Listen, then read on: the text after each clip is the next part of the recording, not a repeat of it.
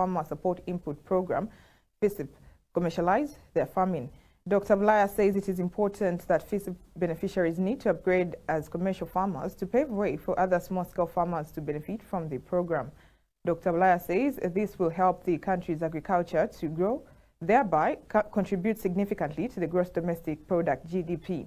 He says it is also important to give incentives to fertilizer and seed companies so that the farming inputs can be affordable as a way of revamping the agriculture sector. Dr. Oliver says if the cost of production is lowered, the farming inputs will be cheaper and both commercial and small-scale farmers will be able to upscale their production. Dr. Oliver says the crop production is going down due to the high cost of farming inputs, which need to be addressed if the country can do well in the agriculture sector. He says agriculture has potential to contribute to the country's economy, but the cost of production is impeding the growth.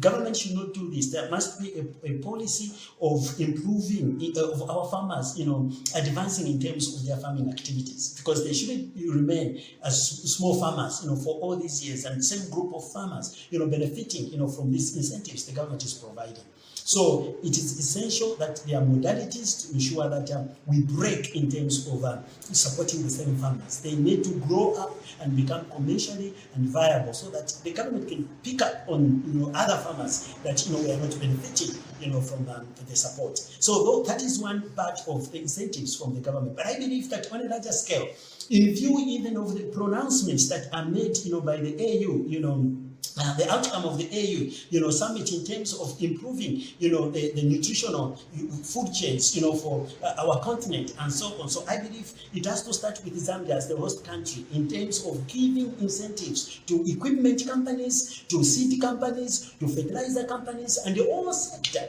in the agriculture as a means of starting afresh, as a means of revamping this sector. So when we have those, incentives, it will lower the production cost. And if the production cost is lower, this means that our farmers will be able to do more. It will attract even people that are not farmers to be involved into farming on a sustainable basis. And if that comes to pass, then it means that if increase in terms of production, then our farmers produce more, then what will come around is that government will get more revenue through those systems, as well as through exporting to other to other countries. Patriotic Front Acting President Given Winda says the recruitment of 30,000 teachers does not mean anything because government has destroyed 50,000 jobs which were created